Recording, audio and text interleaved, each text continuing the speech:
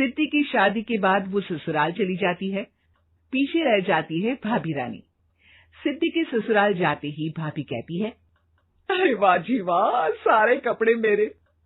हाय रे पैंट, अरे वाह वाह, मजा आ जाएगा। अरे ये सिद्धि की अलमारी के सामने खड़े होकर क्या बड़बड़ा रही है? जाकर देख मेहमानों को विदाई की मिठाई मिली कि नहीं। अब हाँ माँ जी, क्यों नहीं, लेकिन पहले कपड़े तो बदल लूं। अब रानी आ जाती है सिद्धि के उन कपड़ों में जो वो ससुराल जाने से पहले घर छोड़ जाती है। अरे रानी, कुछ दिन रुक जाती। अरे ये तो सिद्धि बिटिया को मैंने ही दिया था, बड़ा ही फबता था उस पर, तुझ पर तो कुछ खास नहीं लग रहा। अब वो ना मेरे सारे कपड़े गीले थे तो सोचा पहन लूं। वैसे भी सिद्धि को कौन सा दिन पुराने आउटडेटेड कपड़ों को पहनना है। वैसे भी ये सूट तो मैंने तभी पहना था, वैसे खास है भी नहीं ये। हाँ ठीक है, लेकिन ना मेरी सिद्धि पर तो जमता था। सारे मेहमान चले जाते हैं और सिद्धि ससुराल से मायके पहली बार आती है। ओह, अपना घर, अपना कमरा, अपनी अलमारी। ये बोलकर जैसे ही सिद्धि अलमारी खोलती है तो सामने उसके कपड़ों की जगह कुछ और ही रखा होता है। माँ, जरा कमरे में तो आना। सास और रानी वहां पहुंच जाते हैं। रानी ने पहनी होती है सिद्धि की जींस और टी शर्ट। अरे भाभी, ये क्या? ये तो मेरी बड़ी ही महंगी टी शर्ट है, इसे आपने घर में क्यों पहनी है? अरे बहुत मिलती है दीदी ये चौक की मार्केट में, 150 में। ओ भाभी प्लीज, ये एरोपोस्टल है, 2000 की एक टी शर्ट। ओहो, 2000 में तो दीदी 4 साड़ी आ जाए। अब क्या बोलूं भाभी, ये मेरी अलमारी में छोटू के कपड़े, तो मेरे कपड़े कहाँ है? मेरी अलमारी में। अब दीदी आपको कौन से पुराने कपड़े पहनने थे? माना भाभी, लेकिन मैं जब घर आती तो यही सब पहनती ना। अरे तुम तो बड़ी कंजूस हो दीदी। खैर, वक्त आता है जब सिद्धि ससुराल के लिए रवाना हो रही होती है।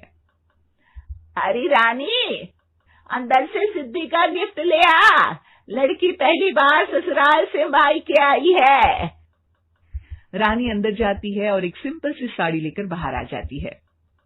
ये लीजिए माँ जी। सास बेटी को गिफ्ट देकर ससुराल भेजती है। अगले दिन रानी एक सुंदर सी साड़ी पहनकर सामने आती है। अरे रानी, ये तो वो साड़ी है जो मैंने सिद्धि को देने के लिए दी थी जब वो ससुराल ले जाती, लेकिन ये तूने कैसे पहन ली? अरे माँ जी, ये साड़ी तो मुझे बहुत पहले से ही पसंद थी, लेकिन चिंता ना करिए, मैंने सिद्धि के लिए भी अच्छी सी साड़ी दी है। हाँ। तभी सिद्धि का फोन आता है। क्या माँ, कुछ अच्छा तो दिया होता ससुराल ले जाने के लिए। अरे पहले दिखा दिया होता। यूं चमकते हुए पैकेट में नौकरानी वाली साड़ी मत दिया करो माँ। अरे बेटे, वो तेरी भाभी ने ना गलती से उससे पैकेट बदल गया। हाँ, मैं कल ही तेरे भाई के हाथ से तेरा वाला पैकेट भेज दूंगी। अरे रहने दो माँ, आई एम श्योर भाभी ने अभी वही साड़ी पहनी होगी जो तुमने मेरे लिए रखी थी। तुम तो समझ नहीं पाई उनको। खैर छोड़ो, मैं ज्यादा बोलती अच्छी नहीं लगती, रहने दो, आपको उन्हीं के साथ रहना है, फिर बात करेंगे। सास को रानी पर गुस्सा आ जाता है। वो उसके कमरे में जाती है जहाँ वो शादी का एल्बम देख रही होती है। रानी, मार्केट जाकर एक ऐसी ही साड़ी लेकर आ, कल प्रतीक जाकर सिद्धि के घर दे आएगा। अरे क्यों माँ जी, कितनी साड़ी देनी है दीदी को? यहाँ कोई सेल लगी है क्या? अरे चुप कर, मेरे बेटी के हिस्से की साड़ी खुद पहन ली, अब ज्यादा ज्ञान बांट रही है। एक दिन सिद्धि का फोन आता है। माँ, मेरी सास ने आज सबको खाने पर बुलाया है। सारे लोग सिद्धि के ससुराल पहुंचते हैं।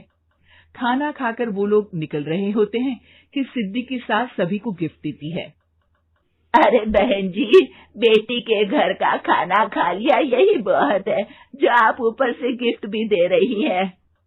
अरे बहन जी, आप भी कहाँ इन बातों पर विश्वास कर रही हैं। सास सभी को गिफ्ट देती है, लेकिन रानी को जो साड़ी देती है वो अजीब सी हरे रंग की लाल रंग की बड़ी छाप वाली होती है। अरे छी, ये कौन पहनेगा? सासू माँ को तो जरी वाली इतनी सुंदर, और मेरे लिए ये नौकरानी वाली। अरे भाभी, दरअसल मैं जब भी घर आती थी आप वापसी में ऐसी ही साड़ी देती थी ना, तो माँ ने सोचा कि आपको आपकी पसंद की ही साड़ी क्यों ना दी जाए।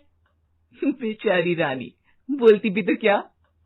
सिद्धि और सास रानी का चेहरा देखकर हंसने लगती है, तो रानी समझ जाती है कि अपने ही बिछाए जाल में वो फंस चुकी है।